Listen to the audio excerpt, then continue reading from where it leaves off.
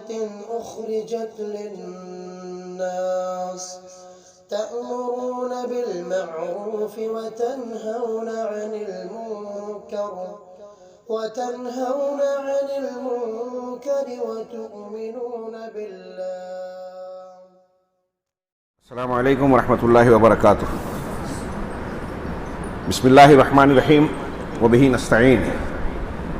الحمد للہ رب العالمین والصلاة والسلام علی سید المرسلین وعلی آلہ وصحبہ اجمعین ومن تبعہم بإحسان الی یوم الدین. اعوذ باللہ من الشیطان الرجیم. بسم اللہ الرحمن الرحیم. ومن یتول اللہ ورسولہ والذین آمنوا فإن حزب اللہ هم الغالبون. وقال تعالی ولا تکونوا من المشرکین من الذین فرقوا دینہم وکانوا شیعا کل حزب بما لدیہم فرحون. رفیق محترم ذمہ دار جمعیت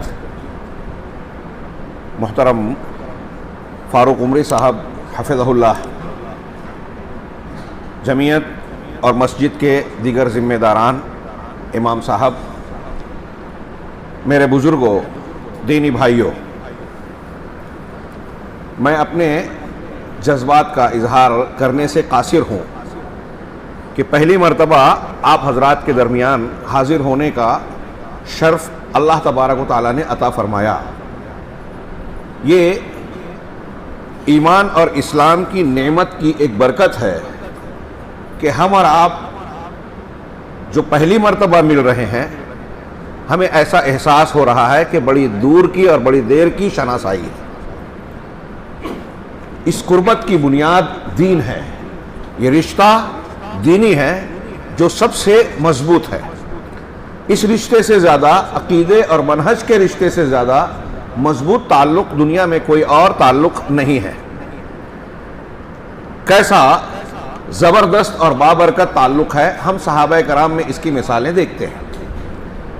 وقت محدود ہے، متعینہ عنوان جس پر گفتگو کرنا ہے وہ بہت ہی وسیع ہو سکتا ہے، لیکن اس سے بھی پہلے میں عادتاً نہیں بلکہ یوں کہنا چاہیے کہ قرآن و حدیث کی تعلیم کی روشنی میں یہ کوشش کرتا ہوں کہ ہم جس مجلس میں بیٹھے ہیں، شرکائے مجلس کو اس کی اہمیت کا احساس دلانے کے لیے، یہ بتانے کے لیے کہ یہ جو ہم اکٹھا ہوئے ہیں یہ کوئی روایت نہیں ہے.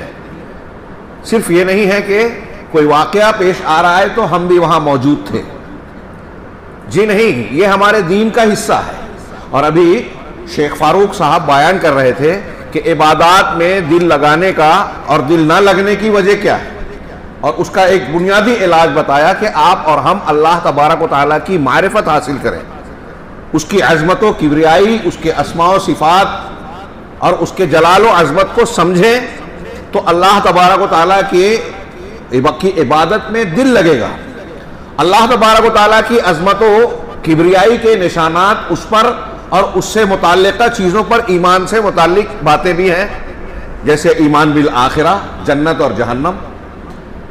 یہاں بھی جن چیزوں کی تفصیل بیان کی گئی ہے اگر غور سے دیکھیں تو اس میں بھی اللہ کی عظمت کے مختلف پہلو نظر آتے ہیں.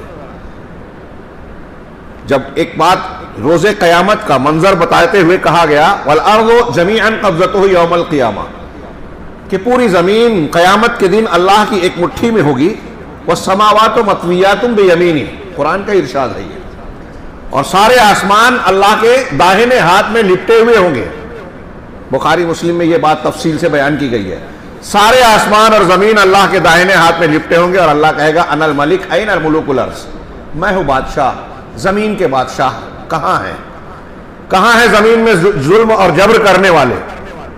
اللہ کی عظمت کا ایک ہلکا سا تصور کیجئے اس سے. وہاں کسی کی نہیں چلے گی. یہاں کچھ اختیارات دے رکھا ہے اللہ نے بطور امتحان.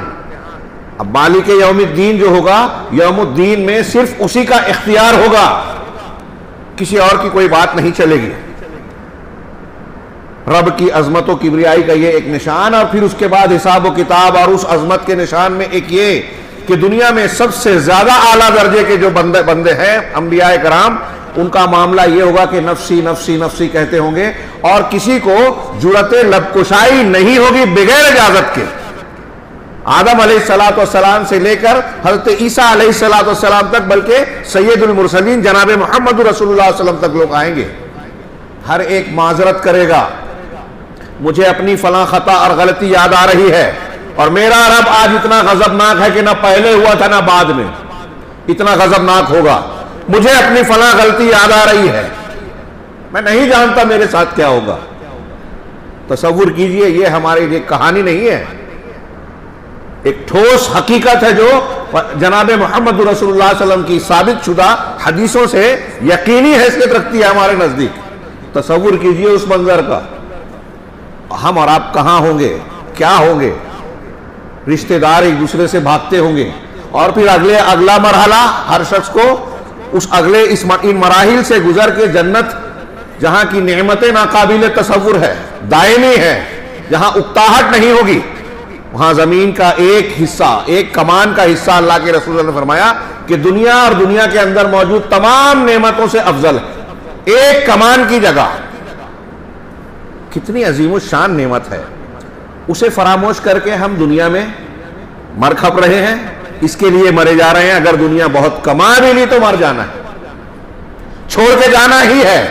کون سی دانش مندی ہے اس کے پیچھے سب کچھ کرنا، اسے فراموش کرنا۔ دانش مند تو وہ تھے صحابہ کرام جن کے یہاں آخرت کی ترجیح کا یہ عالم تھا کہ دنیا کی بڑی سے بڑی رقم آتی تھی، رات میں آیا 7 لاکھ درہم، صبح ہوئی ظہر نہیں آئی، سارا کا سارا تقسیم کر دیا۔ آج ہمارے اعتبار سے وہ بیوقوف کہلائیں گے، اپنا نہیں سوچا، بینک بیلنس نہیں بنایا، بچوں کے بارے میں نہیں سوچا۔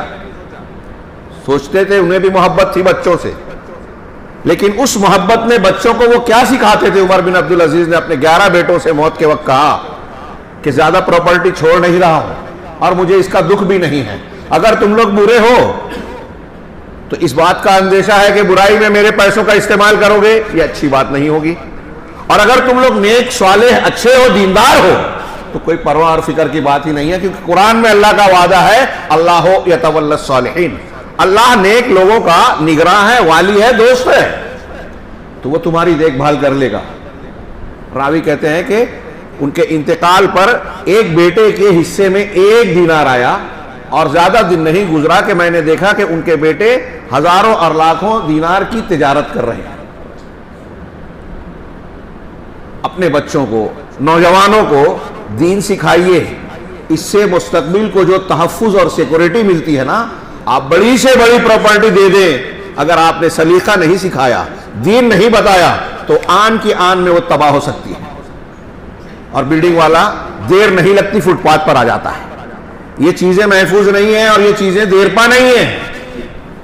ہمیں اپنے آپ سے، اپنے اولاد سے، رشتہ داروں سے محبت ہے تو زیادہ فکر اس بات کی کرنا چاہیے کہ آخرت کی، کہ دنیا کی تعمیر ہو، جنت کے حصول میں ہم ان کو آگے بنائیں، اور جہنم جس کا عذاب انتہائی ہولناک ہے، دہشتناک ہے، جس کا حقیقی تصور اگر یقین کی طرح ہم ایمان کے ساتھ کریں تو ہمارے رونگٹے کھڑے ہو جائیں، نیند ہم سے اونچاٹ ہو جائے، آنکھوں سے آنسو کا سلسلہ نہ رکے، جیسے صحابہ کرام کا معاملہ تھا۔ دامر سے زیادہ کالی، وہاں جانے والا آدمی موت کو پکارے گا، وَيَأْتِيهِ الْمَوْتُ مِنْ كُلِّ مَكَانٍ وَمَا هُوَ بِمَيِّتٍ، موت ہر طرف سے آئے گی، رواں رواں روے روے سے آئے گی، ایک ایک انگلی کے ایک ایک حصے سے آئے گی، تفسیر سلف کی تفسیر کے مطابق، لیکن وَمَا هُوَ بِمَيِّتٍ، وہ مرے گا نہیں، وہاں سے غائب نہیں ہو سکے گا، وہاں سے بھاگ نہیں سکے گا، چیخے گا، چلائے گا، ربنا اخرجنا نعمل صالحا غیر الذی کنا نعمل، پروردگار ہمیں اس جہنم سے، اس عذاب سے نکال دے۔ اب جائیں گے تو ایک موقع دے دے گا نا، تو ہم وہ عمل نہیں کریں گے جو پہلے کرتے تھے، اب اچھا عمل کریں گے۔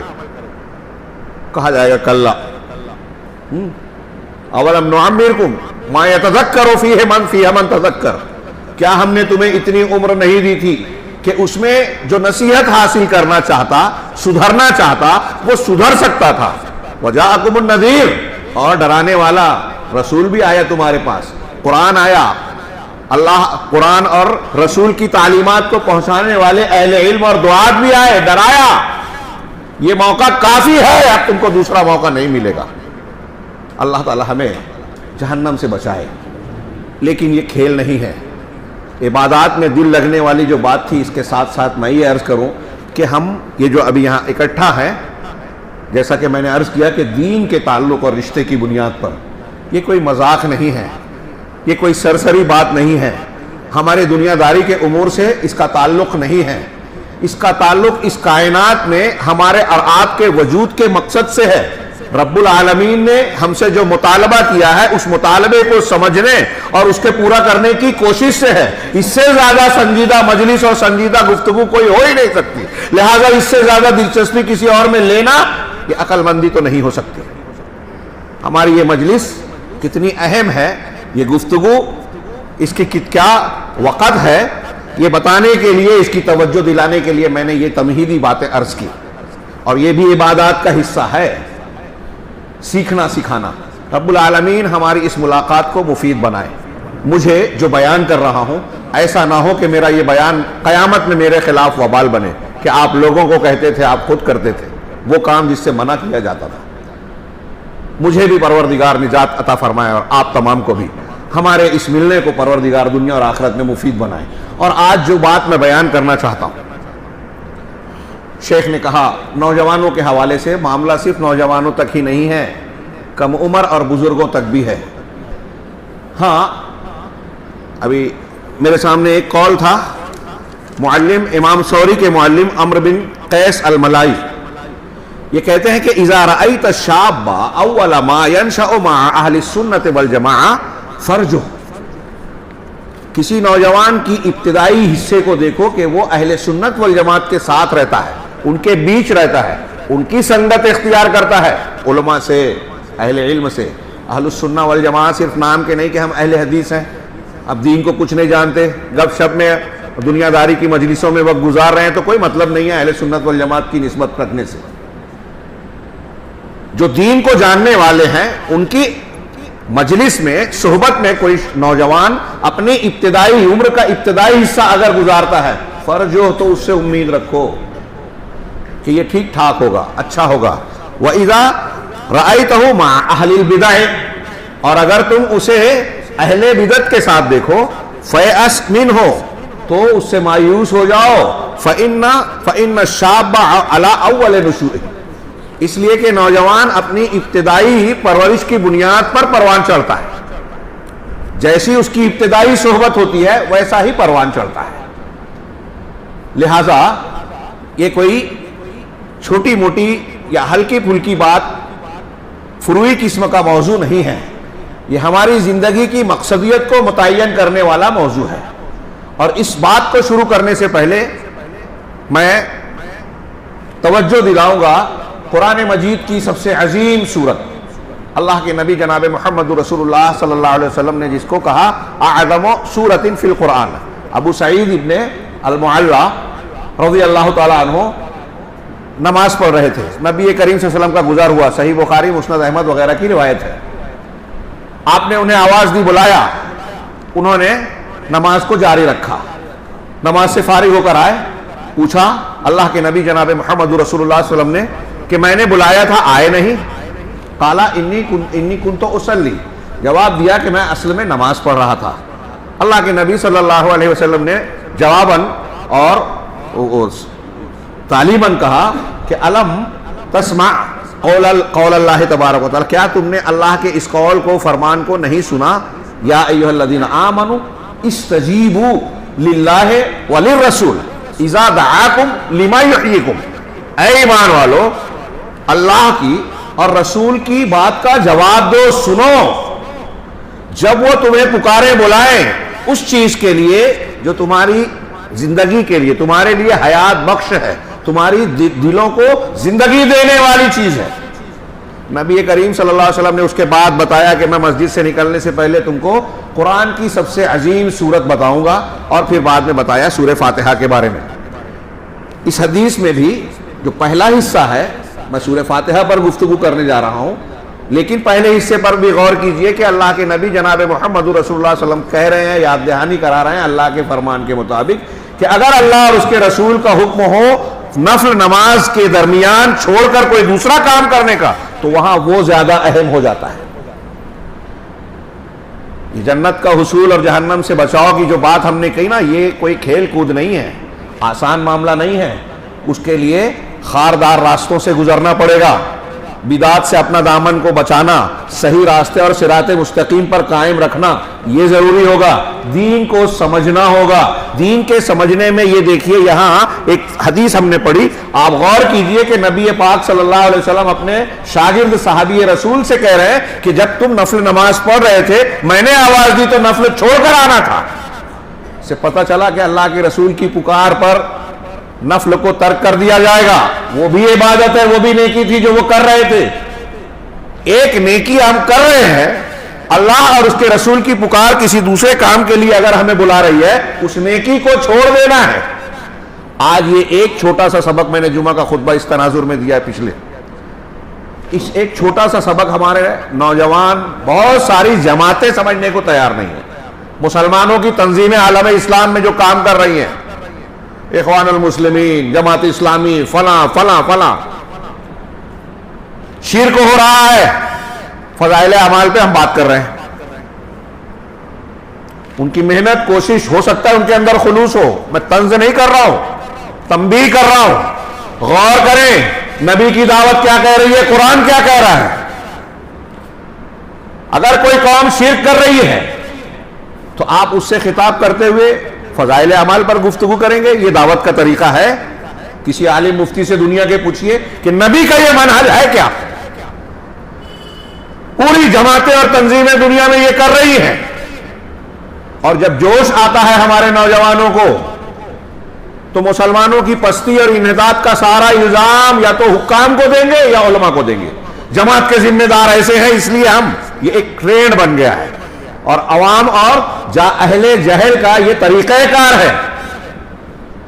سوال یہ ہے، ایک سوال چھوٹا سا بات کو آگے بڑھانے سے پہلے، کہ اصلاح کا کام کہاں سے ہوگا؟ اماموں کو سدھارنے سے، عالم پکڑ لو، امام جان لو. ہمارے ہندوستان پاکستان میں علماء نشانہ بنتے ہیں. ہمارے شیخ کہہ رہے تھے ابھی تھوڑی دیر پہلے، عالم عرب میں جہاں مسلم حکومتیں لوگ حکام کو ہدف تان بناتے ہیں، مسلمانوں کی ساری پریشانیوں کی بنیاد حکام، اور ہم بے قصور. ہماری جماعت میں بھی ٹرینڈ ہے، ذمہ داران کو ہم نے کہہ دیا اور سمجھتے ہیں ہم. اگر کوئی ذمہ دار ہے، آپ یہ کہتے ہیں، ایک آدمی کہتا ہے نا آپ اہل حدیث ہیں اور کہتے ہیں کہ جماعت اہل حدیث کام نہیں کرتی یا جماعت اہل حدیث میں کمزوری ہے، تو یہ جملہ بدل دیجئے. اب سے آپ یہ کہیے کہ میں کام نہیں کرتا، میں ذمہ داری نہیں نبھاتا، کیونکہ آپ بھی جماعت کے فرد ہیں.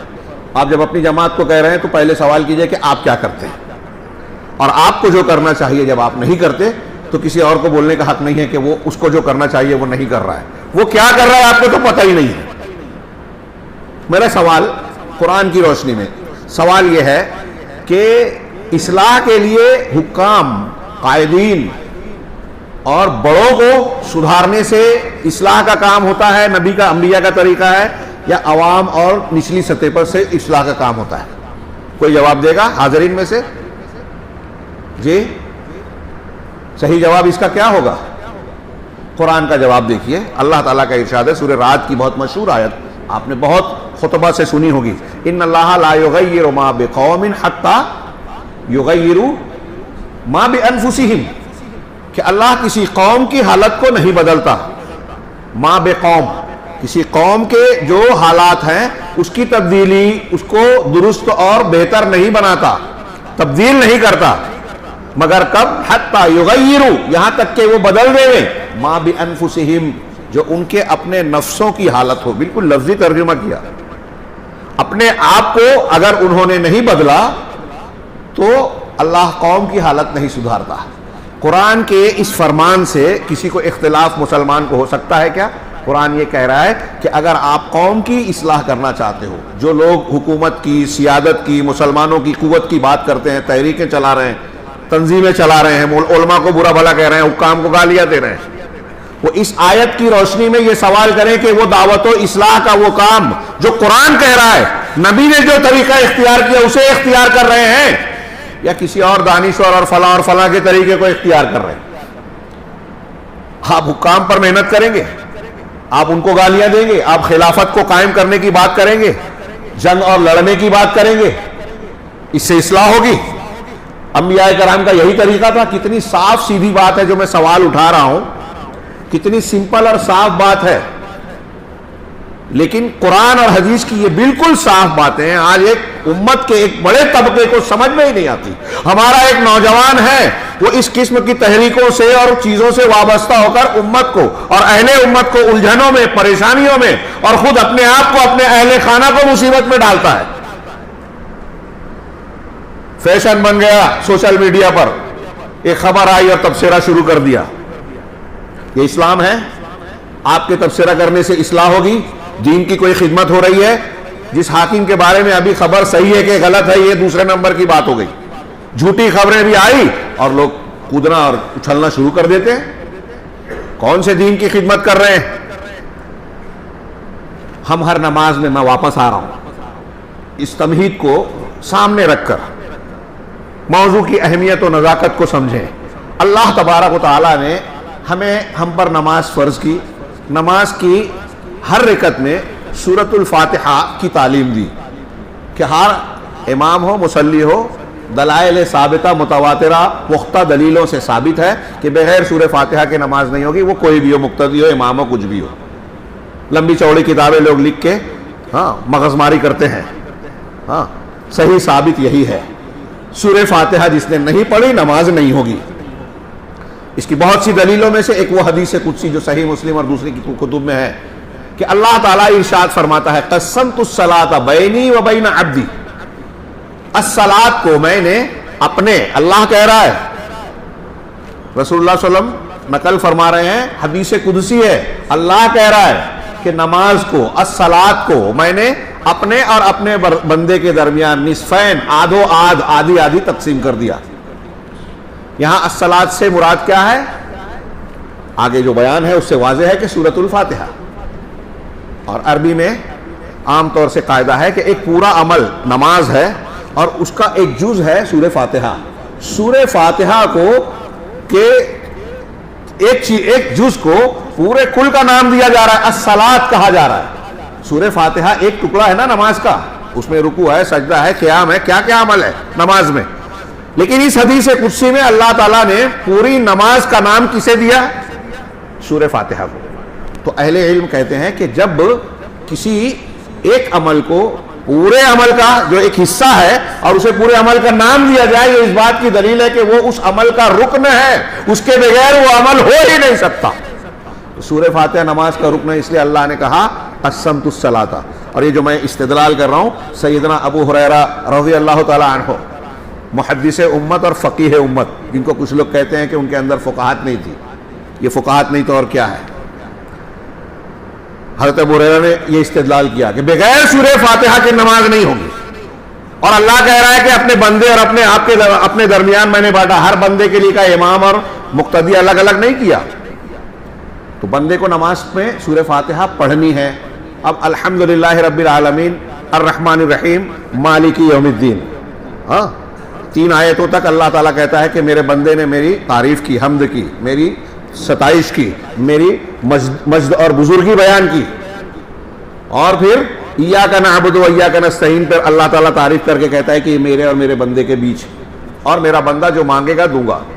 ان تینوں کی ایک لمبی تشریح کی ضرورت نہیں ہے. الحمدللہ رب العالمین, تینوں توحید اس میں سمٹی ہوئی ہے. اللہ کا رب العالمین ربوبیت, اللہ الوہیت, حمدللہ تمام تعریف اللہ کے لیے, تو سارے اسماء و صفات اس میں آ گئے. الحمدللہ رب العالمین الرحمن الرحیم, صفت رحمت والے 2 نام, اسمان کریمان. مالک یوم الدین, وہ رب العالمین ہے, سب کو پال پوس رہا ہے, وجود بخشا. اس کی دلیلوں کا بھی کچھ تذکرہ آپ نے سنا, جتنی بحث کی جائے کم ہے. ربوبیت کی اتنی دلیلیں, اتنی نشانیاں ہیں. پھر ربوبیت ہی نہیں, وہ پال ہی نہیں رہا ہے, اور رحمت بھی دے رہا ہے. صرف ضرورت کی چیزیں ہمیں نہیں دی, ضرورت سے زائد تفریح کا سامان بھی دیا, مہلتیں دی. رحمت کے کتنے کتنے کتنے پہلو ہیں. ہم گناہ کرتے ہیں, فوراً عذاب نہیں آتا, اللہ ڈھیل دیتا ہے. فرعون تک سے موسیٰ سے کہا کہ جا کے کہو کہ کیا, اذهب الى فرعون انه طغى فقل هل لك الى ان تزكى. کیا تو تزکیہ حاصل کرنا چاہتا ہے؟ فرعون کتنا بڑا مجرم تھا، اس کو بھی اللہ وقت دے رہا ہے، مہلت دے رہا ہے کہ توبہ کر لے گا، دین اختیار کر لے گا، تزکیہ ہو جائے گا۔ ابلیس نے دعا مانگی رب انذرنی، ہاں اللہ نے اس کی دعا بھی قبول کر لی۔ 99 قتل والے نے توبہ کے چکر میں 100 قتل کر دیا، اللہ نے اس کی توبہ قبول کر لی۔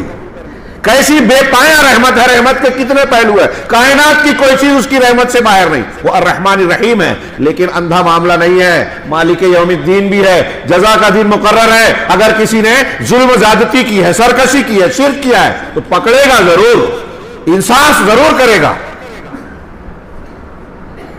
اندھا معاملہ نہیں ہے کہ بس رحمت ہے تو کچھ بھی کر لیں، جزا کا دن کا مالک بھی ہے۔ یہ سب ماننے کے بعد اللہ کی عظمت و کبریائی جب مان لی تو اس کے اسماء و صفات، اس کی الوہیت اور ربوبیت پر ایمان آ گیا، قیامت کا دین آ گیا۔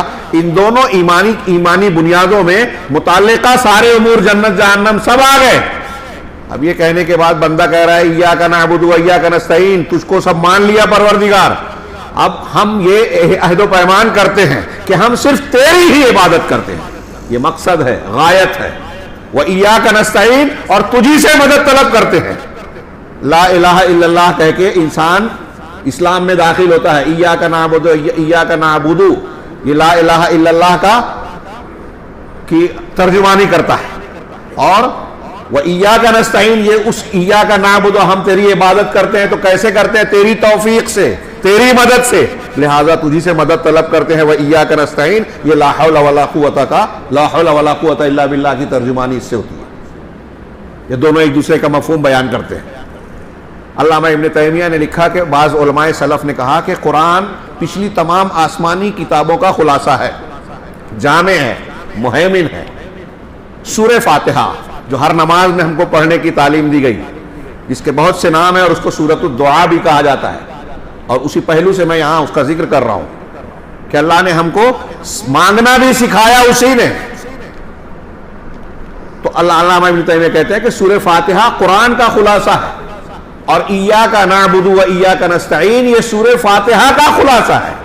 ہم کو جس مقصد سے پیدا کیا اور ہماری زندگی جن امور سے تعلق رکھتی ہے، ان تمام میں ہم کو اللہ کی عبادت کا مقصد ملحوظ رکھنا ہے، اور زندگی کے ہر موڑ پر اللہ سے مدد مانگنی ہے۔ یہی ہماری زندگی کا خلاصہ ہے، اور اسی کے لیے اللہ نے ہم کو پیدا کیا۔ اسی لیے علامہ ابن قیم نے کتاب ہی لکھی مدارج السالکین، بین منازل ایاک نعبد و ایاک نستعین۔ سالکین ہم سفر کر رہے ہیں، چلنے والے، سفر کرنے والوں کے مدارج، ایاک نعبد و ایاک نستعین کے مقامات کے درمیان ہم دین اور شریعت کے جن معاملات کو بھی اختیار کرتے ہیں وہ سب ایاک نعبد و ایاک نستعین کے منازل اور منزل مراحل ہیں۔ اب جب بندے نے یہ کہا ایاک نعبد و ایاک نستعین، تو اس نے عقیدہ اختیار کر لیا، صحیح کر لیا۔ اللہ تعالیٰ نے یہاں تک کہا کہ بندے کو اور اپنے درمیان نماز کو میں نے آدھا آدھا بانٹا ہے، آدھا میرے لیے ہے، نصف لی بعض روایتوں میں ہے میرے لیے۔ تو یہاں ایاک نعبد و ایاک نستعین تک سے پہلے تک اللہ کی تعریف، اس پر ایمان لا رہے ہیں، توحید کو مان رہے ہیں، اور پھر ایاک نعبد و ایاک نستعین سے اپنے مقصد حیات کا اقرار اور عہد و پیمان کر رہے ہیں کہ جب تو ہی پروردگار پالنہار ہے، تیری رحمت نے ہم کو گھیر رکھا ہے، اور تو ہی فیصلہ کرنے والا ہے قیامت کے دن، دنیا میں جو بھی ہم زندگی گزارنے والے ہیں اس کا اچھا یا برا نتیجہ دینے والا تو ہی ہے، تو تیری ہی عبادت کرتے ہیں، تجھ سے ہی مدد مانگتے ہیں۔ کہا یہ دونوں کے بیچ میں ہے، اللہ کا اور بندے کا، خالق کا اور مخلوق کا تعلق یہ قائم ہو رہا ہے۔ یہ عہد و پیمان ہے، اسی مقصد کے لیے پیدا کیا۔ یہاں تک اللہ تبارک و تعالیٰ کے تعلق سے ہمارا عقیدہ درست ہوا۔ یہ آدھا اللہ کے لیے ہے تو میں یہ کہہ لیں کہ یہ عقیدہ درست ہوا۔ اب اس کے بعد پروردگار نے دعا سکھائی کہ ایاک نعبد و ایاک نستعین، تم نے جب کہہ لیا تو اب تمہارے لیے یہ دعا ہے، تم یہ دعا مانگا کرو، اہدنا الصراط المستقیم، ہمیں سیدھے راستے پر چلا، ہدایت دے، رہنمائی کر۔ ہدایت دینے کا 3-4 معنی، الہمنا، ارشدنا، دلنا، یہ تفسیر میں اہل تفسیر نے یہ الفاظ استعمال کیے، ہماری رہنمائی کر، ہم کو توفیق دے، الہام کر یعنی توفیق دے، وفقنا، اور اس پر قائم رکھ۔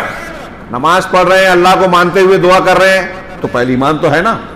اب کیوں کہہ رہے ہیں اہدنا الصراط المستقیم؟ یعنی اس صراط مستقیم پر قائم رکھ. میں نے بہت بیان کیا اور اس کو دہرانے میں کوئی تکرار بار بار کرنے میں مذائقہ نہیں سمجھتا کہ اس کی ضرورت ہے. شیخ الاسلام علامہ ابن تیمیہ کہتے ہیں کہ ہر رکعت میں ہم کو اللہ نے, رسول نے یہ تعلیم دی ہے اہدنا الصراط المستقیم کی دعا مانگے.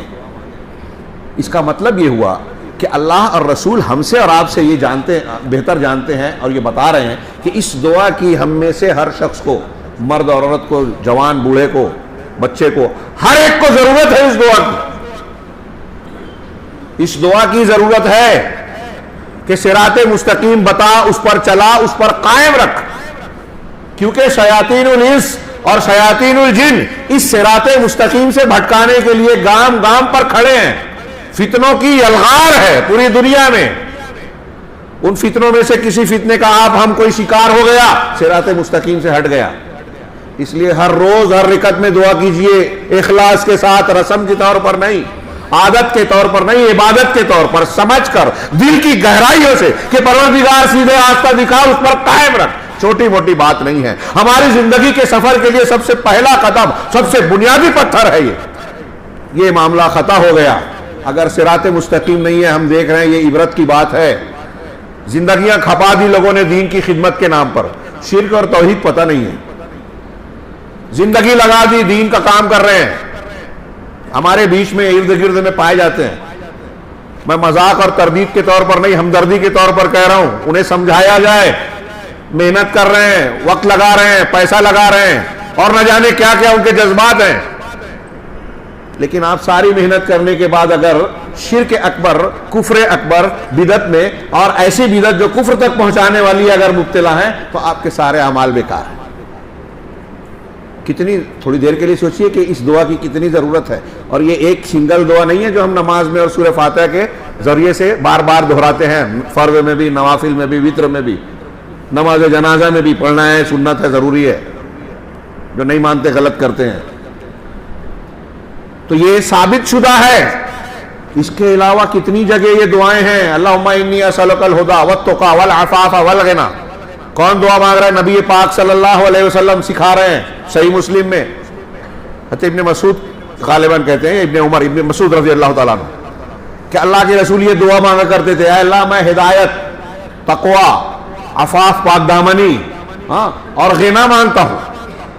اہل علم نے تصریحاً کہا کہ جس کو یہ چار چیز مل گئی دنیا اور آخرت میں کامیاب. اللہم انی اسألک علم, ہدایت کیا ہے؟ اہل علم نے کہا, عبد الرحمن بن ناصر کہتے ہیں کہ ہدایت صحیح علم ہے. صحیح علم حاصل کیجئے, نوجوان پہلے علم حاصل کریں. پھر اس کے علاوہ اللہ کے نبی صلی اللہ علیہ وسلم کی ہدایت کے مطالبے کی کئی جگہ کئی دعائیں صبح شام کے اذکار میں آپ پڑھیں.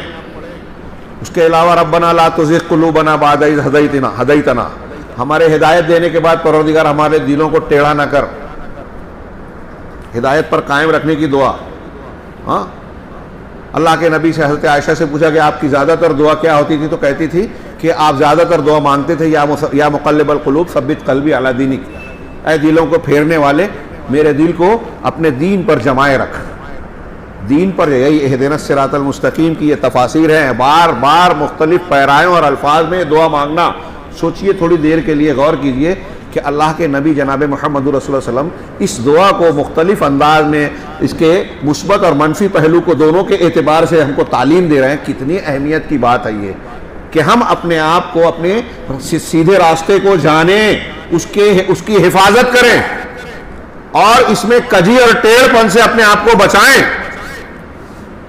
اہدنا الصراط المستقیم, صراط مستقیم کی ہدایت دے. ابھی ہم یہی پڑھنے والے ہیں, سبیل المومنین شیخ نے مجھے عنوان دیا, اس میں پڑھنے والے ہیں کہ سبیل المومنین میں صراط مستقیم کیا ہے؟ وہ ایک ہے, پہلا قاعدہ. وہ ایک راستہ ہے جو اللہ نے دیا, رسول نے بتایا. اس ایک راستے سے جو ہٹے گا فرقہ بن جائے گا. اللہ کے رسول نے صاف صاف بتایا, یہ کوئی چھپانے والی بات نہیں ہے, یا ایسی بات نہیں ہے کہ ہم آنکھیں بند کر لیں. نبی نے بتایا ہے تو ہمیں بھی بتانا ہے, جاننا ہے کہ 73 فرقے ہوں گے, سب جہنم میں جائیں گے سوائے ایک کے. ایک ہی صراط مستقیم والا ہے. وَأَنَّ هَذَا صِرَاطِي مُسْتَقِيمًا فَاتَّبِعُوهُ, قرآن کہتا ہے یہ میرا سیدھا راستہ ہے، اسی ایک کی اتباع کرو، وَلَا تَتَّبِعُوا السُّبُلَ، دوسرے راستوں کی پیروی نہ کرو۔ آج سبل کی تفسیر اٹھائیے، سلف کرتے ہیں کہ سبل سے مراد بدعات ہیں، اہوا ہیں، خرافات ہیں، صراط مستقیم سے ہٹ کر جو لوگوں نے مختلف راستے اختیار کر رکھے وہ سب سبل ہیں، صراط مستقیم سے ہٹے ہوئے ہیں، کوئی زیادہ دور ہے کوئی تھوڑا دور ہے لیکن ہٹے ہوئے سب ہیں۔ جو نبی اور قرآن کے طریقے سے ہٹ گیا وہ صراط مستقیم سے ہٹ گیا۔ اور آج ہمارے گرد و پیش میں دین کے نام پر دین کی محنت کرنے والے، عبد الرحمن بن ناصر السعدی نے اہدنا الصراط المستقیم کی تفسیر کرتے ہوئے، میں نے ابھی کئی جگہ درس میں نقل کیا، آپ نے اور علماء سے بھی سنا ہوگا، پڑھا ہوگا تفسیر سعدی میں، وہ کہتے ہیں کہ اہدنا الصراط المستقیم کا دو معنی، اس میں صلہ نہیں لیا بتایا اللہ نے، الا من فی، یہ صلہ بولتے ہیں، اہل عربی جاننے والے جانتے ہیں، تو کہا کہ یہاں صلہ نہیں ہے، لہذا دونوں معنی اس میں آئے گا، اہدنا الی الصراط المستقیم، کہ ہمیں سیدھے راستے کی طرف رہنمائی کر۔ تو اس کا جب الی کا معنی کریں گے تو عبد الرحمن بن ناصر السعدی نے کہا کہ اس کا معنی یہ ہوگا کہ دنیا میں بہت سارے مذاہب ہیں، عیسائیت ہے، یہودیت ہے، جین مت، بدھ مت، فلاں مذہب، فلاں جتنے اسلام کے علاوہ مذاہب ہیں، ان ظلمات سے، باطل مذاہب سے بچا کر پروردگار تیرا جو دین حق ہے وَرَضِيتُ لَكُمُ الْإِسْلَامَ دِينًا، اس صراط مستقیم کی ہمیں توفیق دے۔ چھوٹی موٹی نعمت نہیں ہے۔ اگر تفصیل میں نہ جاتے ہوئے صرف میں جو اکثر ایک سوال کرتا ہوں، غور کیجئے کہ مسلمان کے بجائے کسی غیر مسلم گھر میں پیدا ہوتے ہم کیا ہوتے ہیں؟ عیسائی گھر میں، یہودی گھر میں، ہندو گھر میں، کتنی بڑی نعمت ہے۔ تو اہدنا الی کا معنی ہوگا کہ ان مذاہب سے بچا کر دین اسلام پر قائم رکھ، اس کی توفیق دے۔ اور اگر اس کو کہے اہدنا فی الصراط، صراط مستقیم کے اندر ہم کو ہدایت دے، تو اب صراط مستقیم کو لوگوں نے بانٹ دیا، اس میں صحیح راستے پر قائم رکھ، یعنی بہت سے منہج ہیں، بہت سے مسلک لوگوں نے بنا لیے، کوئی پیر صاحب کو مان رہا ہے، کوئی فلاں عقلی مذہب کو مان رہا ہے، کوئی دانشور اور مفکر کے نام پر انکار حدیث کی طرف جا رہا ہے، کوئی حکومت قائم کرنے کی بات کر رہا ہے، توحید کو توحید حاکمیت میں سمیٹ دیا، دین کو سیاست بنا دیا، کسی نے فضائل کو دین میں سمیٹ دیا، کوئی جو ہے وہ صرف روحانیت کے نام پر تصوف کو اختیار کر رہا ہے، کوئی رافضیت خارجیت کے طریقوں کو اختیار کر رہا ہے۔ ان تمام سے بچا کر اس راستے پر چلا جو تیرے نبی کا اور صحابہ کا منہج ہے۔ چھوٹی بات نہیں ہے۔ ابھی دو مقامات پر میں نے پیش کیا، میں اس لیے ذکر کرتا ہوں کہ میں نے پیش کیا، آج کل یہ جو سنا جاتا ہے، سننے والے کہیں گے کہ بار بار بات کو دہراتے ہیں، بار بار بات کو دہراتے ہیں، لیکن یہ دہرائی قرآن کا بھی اسلوب ہے۔ امام ابو العالیہ ایک تابعی ہے، وہ کہتے ہیں کہ اللہ نے مجھ پر دو نعمتیں کی، اختصار کے ساتھ، وقت نہیں ہے، دو نعمتیں کی، میں نہیں جانتا کہ اس میں ان دو نعمتوں میں افضل نعمت کون سی ہے، بڑی کون سی ہے۔ ایک یہ کہ انہدانی للاسلام، مجھے اللہ نے اسلام کی ہدایت دی، مسلمان بنایا۔ دوسرے یہ کہ مجھے حروری نہیں بنایا۔ اس وقت خارجیوں کو حروری بھی کہا جاتا ہے، حرورہ شہر کا نام تھا، اس کی طرف نسبت، اور اس وقت اہل بدعت میں اتنے فرقے نہیں تھے، تابعین کا دور تھا یہ، حروری، روافظ، مرجیہ، ایسے چند فرقے پیدا تھے۔ تو مجھے حروری نہیں بنایا، مطلب یہ کہ مجھے بدعتی نہیں بنایا، اللہ کے رسول اور صحابہ کے منہج پر عمل کرنے والا بنایا۔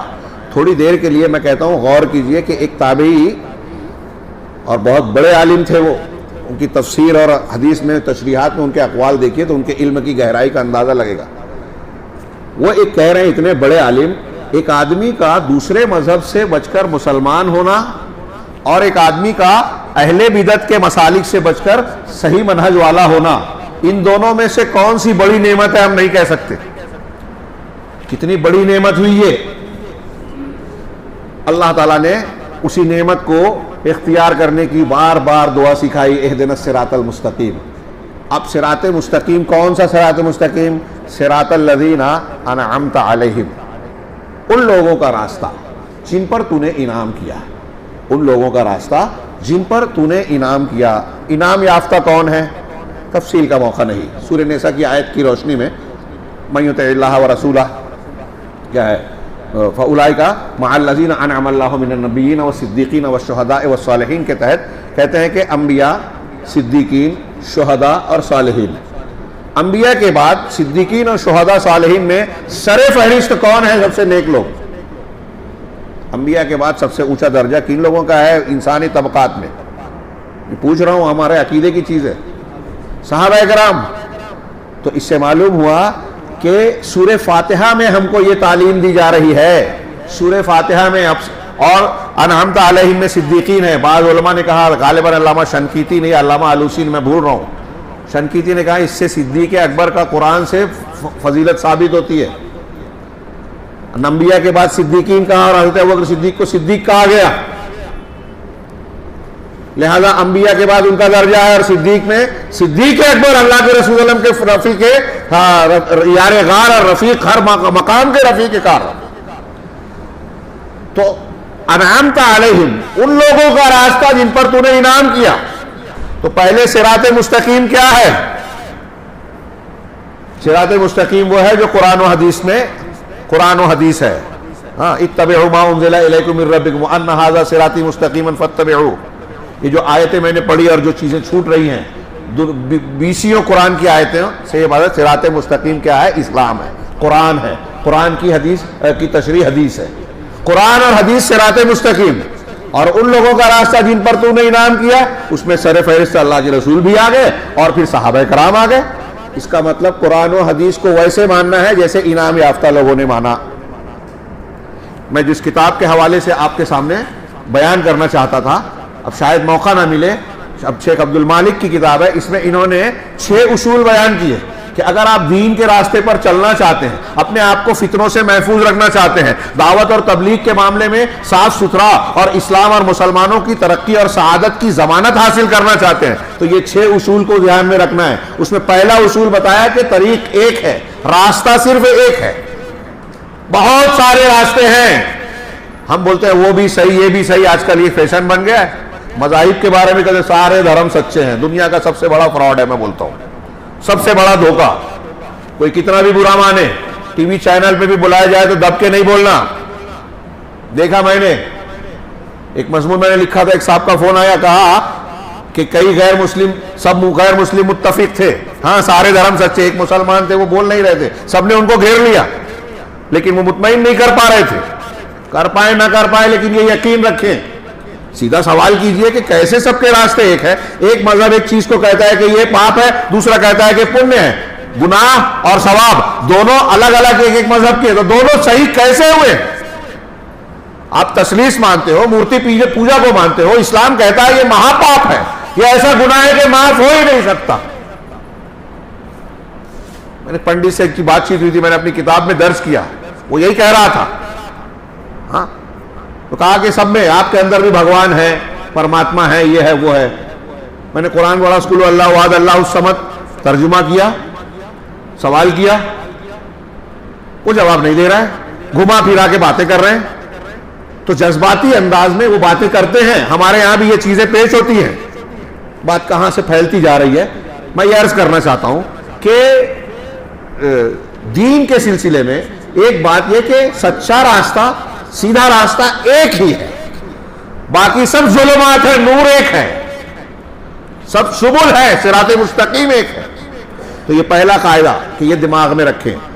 ہاں، 73 فرقوں والی حدیث اور ایسی کئی حدیثوں کا اور دلیلوں کا انہوں نے ذکر کیا اور بڑی پیاری کچھ بحثیں کی ہے، لیکن اس کا موقع نہیں رہا. تو صراط الذین انعمت علیہم.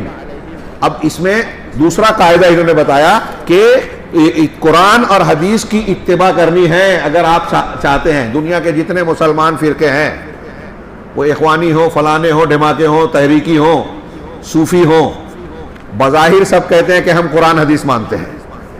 صوفی بظاہر کہتے ہیں، حقیقت میں نہیں کہتے. روافظ نہیں کہتے، قرآن کو محرف مانتے ہیں، لیکن ظاہر یہ ہوتا ہے، ظاہر یہ کیا جاتا ہے آپ قرآن حدیث اور رسول کو مانتے ہیں. ایسا ہے نہیں. قرآن حدیث کو کیسے ماننا ہے؟ وَمَن يُشَاقِقِ الرَّسُولَ مِن بَعْدِ مَا تَبَيَّنَ لَهُ الْهُدَىٰ وَيَتَّبِعْ غَيْرَ سَبِيلِ الْمُؤْمِنِينَ نُوَلِّهِ مَا تَوَلَّىٰ وَنُصْلِهِ جَهَنَّمَ. یہ ایک دلیل کے طور پر میں دے رہا ہوں، صرف بطور نمونہ.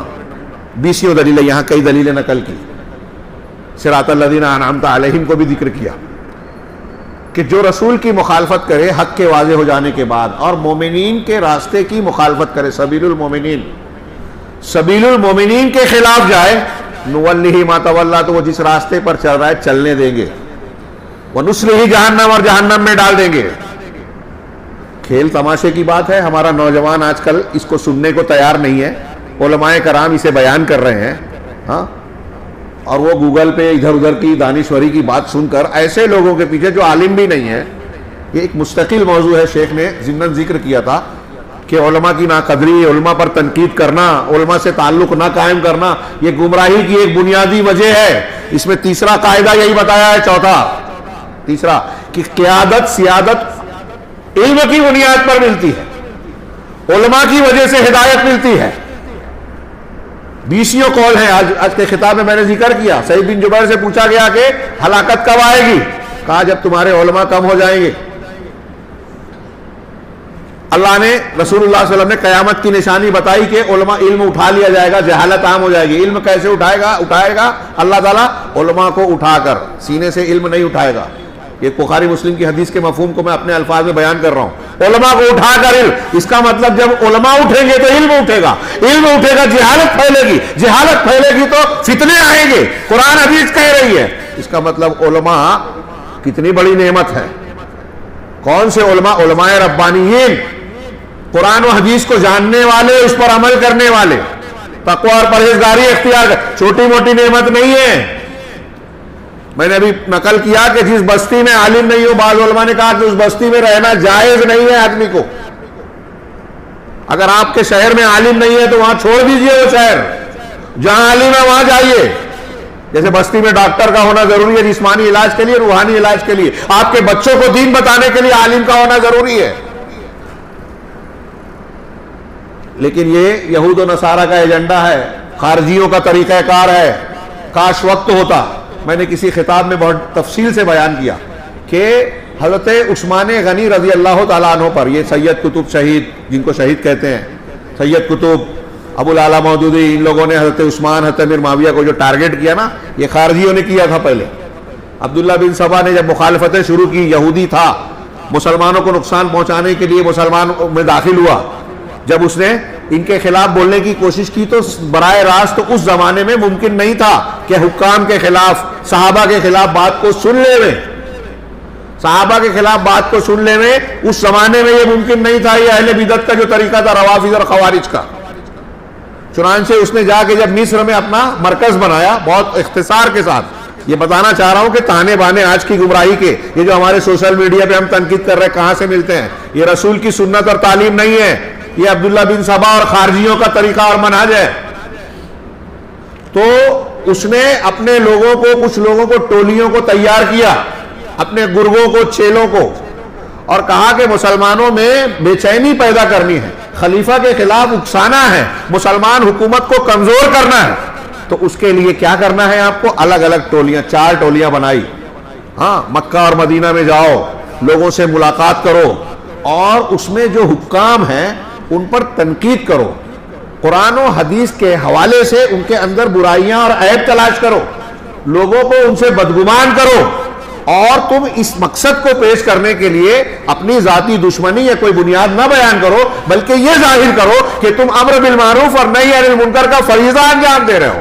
یہ جتنے بھی کرتے ہیں نا سوشل میڈیا پہ اور ادھر، سب اسلام پسندی کا مظاہرہ کرتے ہیں، اسلام کی دعوت غیر اسلامی طریقے سے، اسلامی حکومت قائم کرنا ہے، سعودی عرب کی حکومت ہے، خاندانی ہے، ختم کر دو۔ میں نے کئی لوگوں سے سوال کیا، ہمارے تحریکی دوستوں سے، کہ ٹھیک ہے آپ کے کہنے کے مطابق ختم کر دیں، اب کیسے بنے گی حکومت؟ سیدنا ابوبکر صدیق کو جیسے بنایا گیا ویسے، عمر فاروق کو جیسے بنایا گیا ویسے، حضرت عثمان و علی رضی اللہ تعالیٰ عنہما ان کو بنایا گیا ویسے، کیسے ممکن ہے بتائیے؟ یا پھر وہی ناچ ناچا جائے گا جو تیونس میں، مصر میں، لیبیا میں، عراق کا صدام حسین کچھ بھی رہا ہو، کرنل معمر قذافی کتنا بھی ملحد قسم کا رہا ہو، لیکن ان کی موجودگی میں وہاں امن چین تھا، لوگ کام کر رہے تھے۔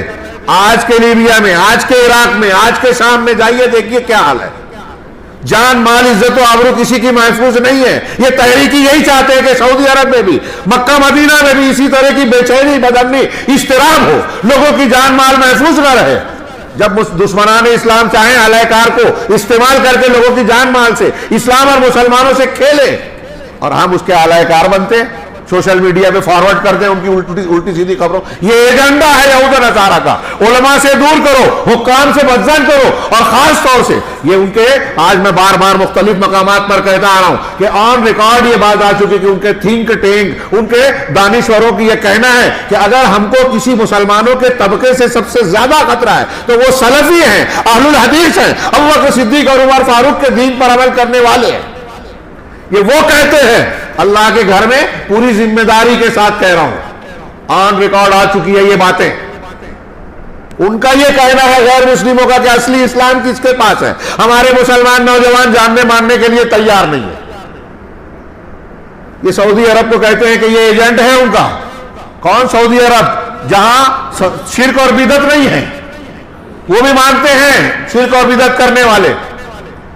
یہ ایک چیز کے علاوہ کیا چاہیے؟ دین ہمارا کیا ہے؟ توحید اور سنت کی اتباع, اور توحید کی ضد, یہ جو میں سورہ فاتحہ کا میں نے بیان, آدھا عقیدہ صحیح ہو اس کی ضد شرک ہے, دوسرا منہج صحیح ہو اس کی ضد بدعت اور خرافات ہے.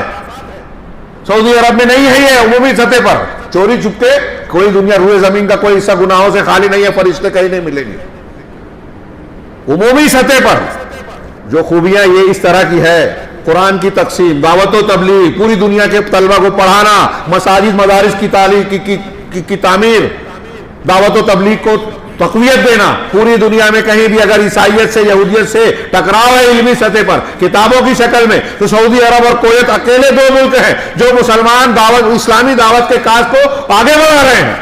پورے افریقی ملک میں بے شمار عیسائی مبلغین کا مقابلہ سعودی عرب کے دعات نے کیا.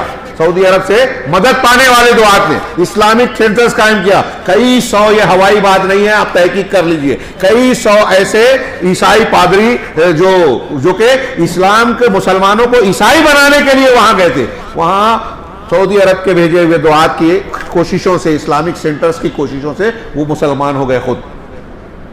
کئی سو بلکہ کئی ہزار. یہ خدمت نہیں ہے.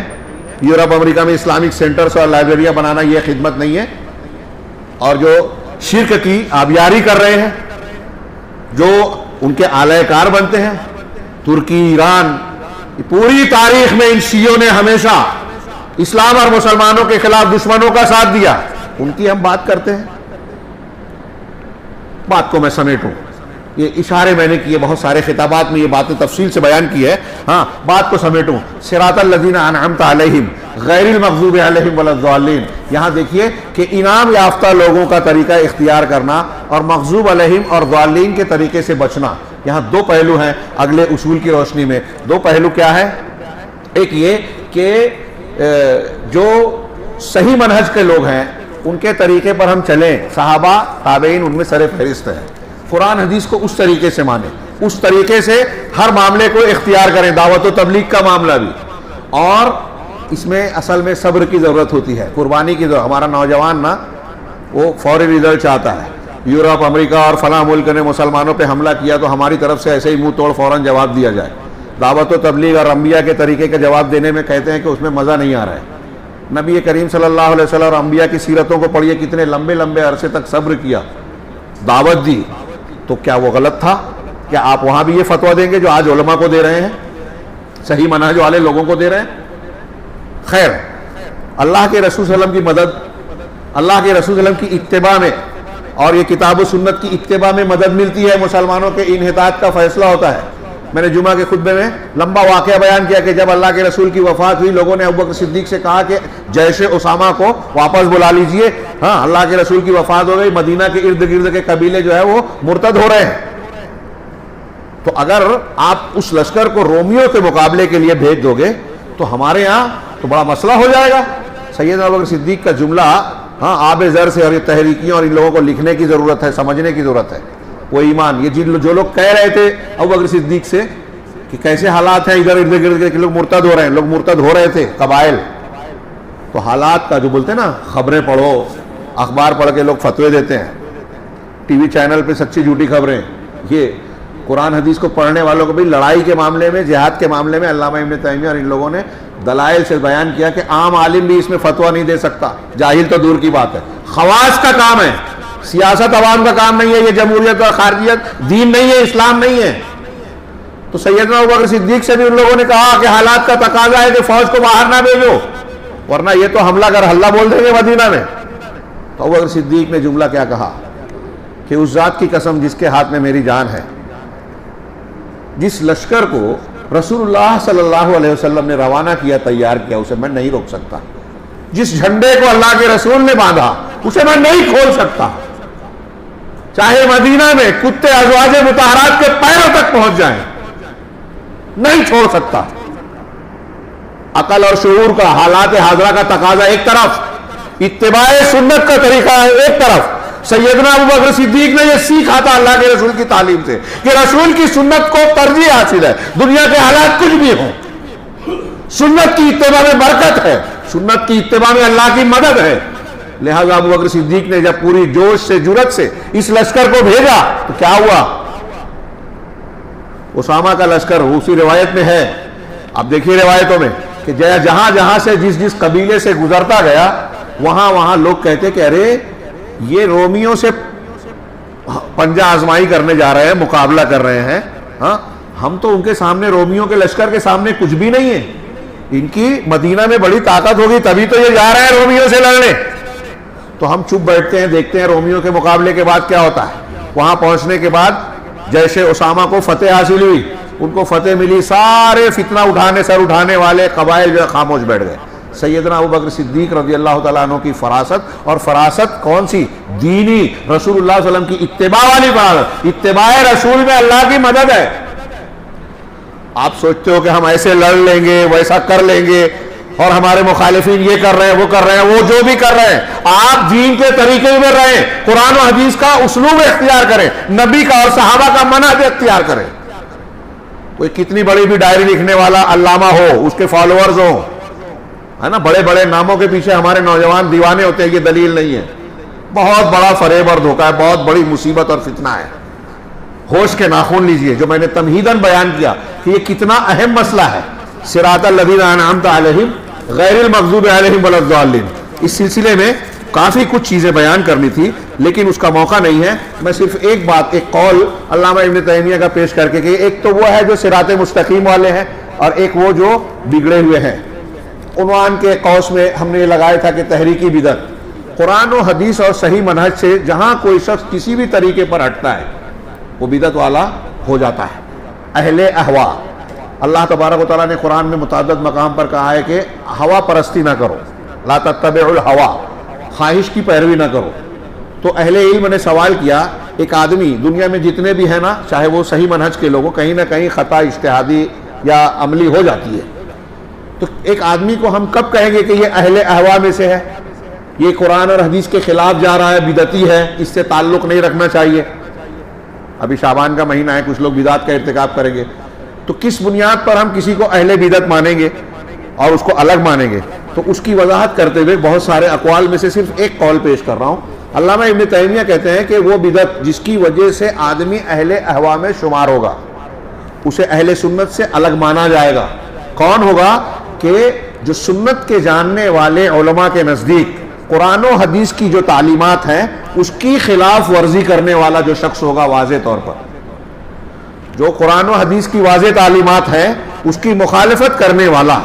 ہاں، امام شاطبی کا ایک قول اگر اس میں جوڑیں، اور علامہ ابن تیمیہ کا ایک دوسرا قول بھی ہے جس کا پیش کرنے کا موقع نہیں ہے، 3 قول میں نے لکھ کے لایا، تو امام شاطبی کہتے ہیں کہ وہ بدعت جس کی بنیاد پر مسلمانوں میں اختلاف پیدا ہو، اور اس کی بنیاد پر آپ نے کوئی بدعت اختیار کی کسی نے، اور اس کی بنیاد پر وہ دوستی اور دشمنی کر رہا ہے، ولا اور برا کر رہا ہے، جیسے اب ایک تحریکی آدمی ہے، ہاں ایک جماعت سے وابستہ ہو گیا، اس کے کچھ اصول ہیں، وہ سید قطب کے، مولانا مودودی کے، فلاں کے اصولوں کو ماننے لگا۔ یہ بھی ایک بڑا لطیفہ ہے، وہ کہتے ہیں قرآن کا شعوری تدبر کرو، مطالعہ کرو، قرآن پڑھنے کی بات کہتے ہیں اور تفہیم قرآن پڑھاتے ہیں، تدبر پڑھاتے ہیں، فی ظلال القرآن، قرآن نہیں پڑھاتے۔ سید قطب، مولانا مودودی اور مولانا فراہی اور فلاں کی تحریر کو قرآن کے حوالے سے، قرآن کے نام پر ان کی فکر کو پڑھاتے ہیں، یہ بھی اچھی طرح سمجھے. قرآن بھی پڑھنا ہے تو سلف کے منہج پر پڑھنا ہے.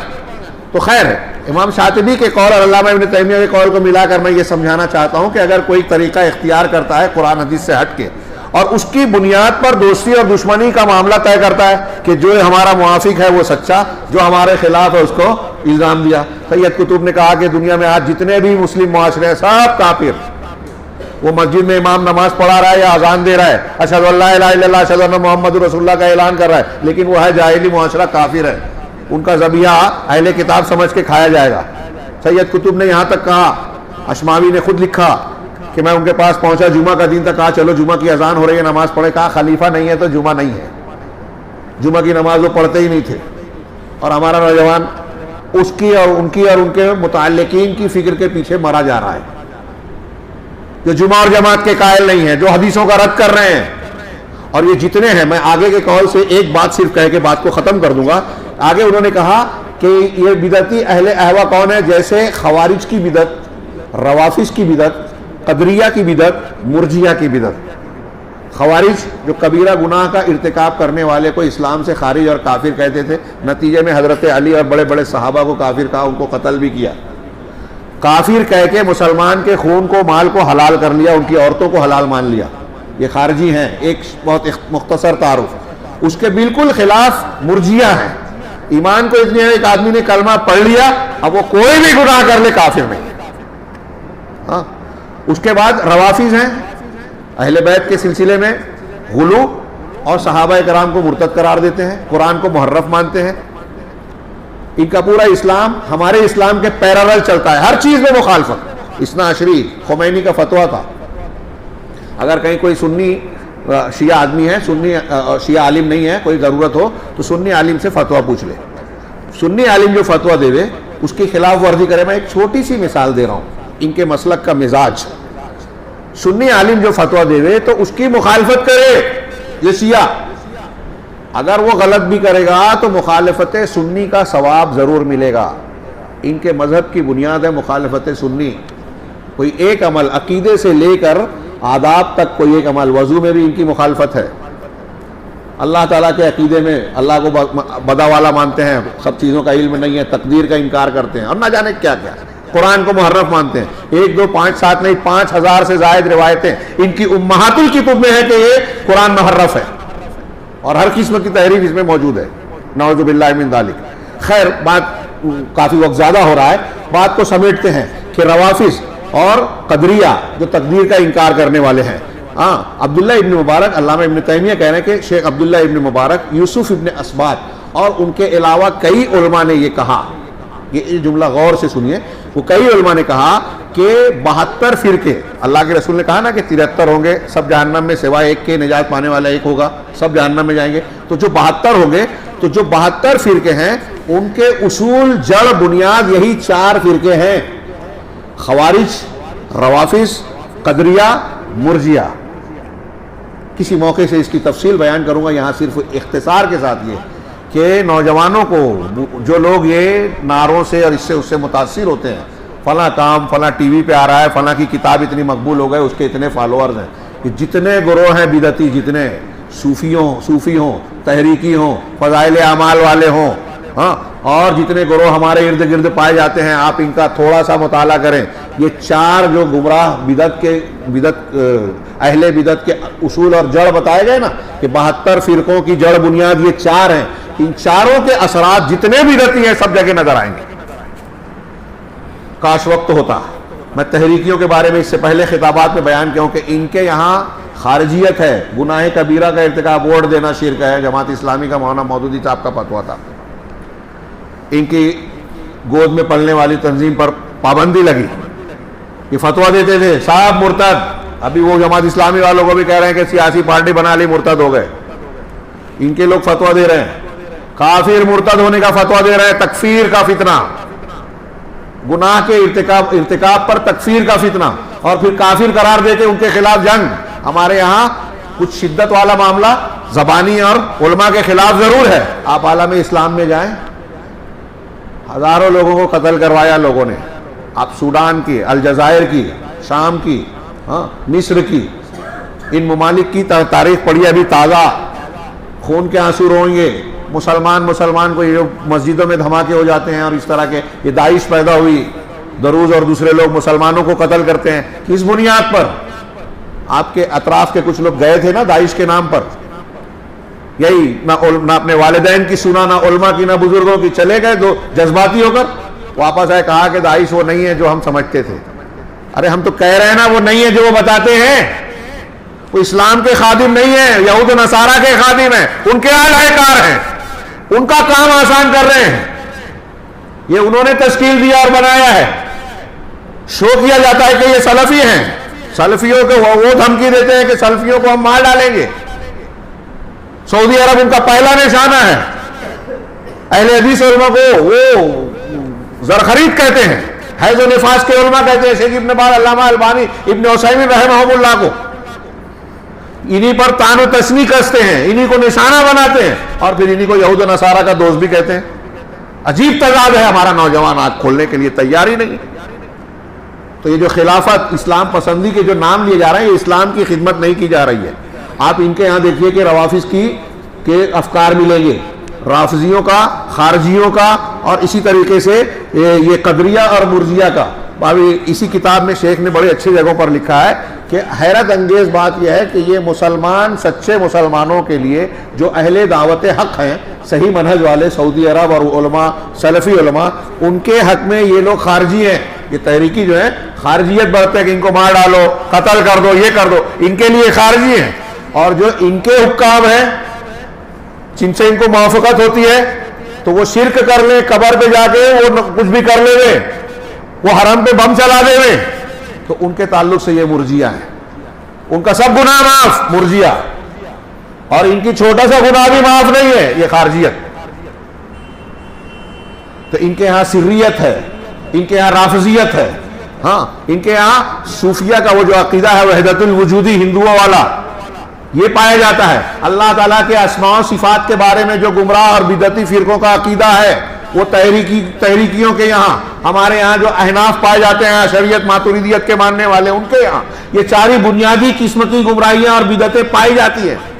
ان کے ہوتے ہوئے اب آپ پڑھیے اہدنا الصراط المستقیم صراط الذین انعمت علیہم غیر المغضوب علیہم ولا الضالین۔ اگر آپ اللہ سے واقعی یہ دعا مانگ رہے ہیں، اور جو تفصیل میں نے بتائی، اگر آپ کو فی الحال یہ لگتا ہے کہ میں نے غلط بیان کیا، آدھا ادھورا بیان کیا، یقیناً بہت کم بیان کیا، تو آپ اس کی تحقیق کریں، اور جب تحقیق کریں گے تو حقیقت میں آپ اہدنا الصراط المستقیم صراط الذین انعمت علیہم غیر المغضوب علیہم ولا الضالین کی دعا کے تقاضے پر عمل کریں گے، اور ممکن ہے کہ آپ کو صحیح راہ ملے۔ اور اس وقت جب آپ کو صحیح راہ ملے تو یقین جانیے کہ اس سے بڑی نعمت کوئی نہیں ہوگی۔ پھر آپ کی گردن کٹ جائے یا کچھ بھی ہو جائے، اس صحیح راستے کو نہ چھوڑیے، اس لیے کہ اس سے بڑی نعمت کوئی نہیں۔ اللہ تعالیٰ ہمیں صحیح دین کو سمجھنے اور اسی پر عمل کرنے کی توفیق عطا فرمائے، دنیا میں بھی اس کے ذریعے سے فتنوں سے محفوظ رکھے، اور جب اس حق پر ہماری موت آئے تو آخرت کے تمام مراحل بھی اللہ تعالیٰ آسان فرمائے، آخرت میں بھی اپنے ہر قسم کے عذاب سے ہمیں محفوظ رکھے۔ اقول قولی ھذا واستغفر اللہ لکم سائر المسلمین وصلی اللہ علی نبینا محمد۔ اپنی نشست سے اٹھتے ہوئے میں پھر اس مسجد کے ذمہ داران، تمام بزرگوں اور حاضرین کا شکریہ ادا کرتا ہوں، اللہ کا شکر ادا کرنے کے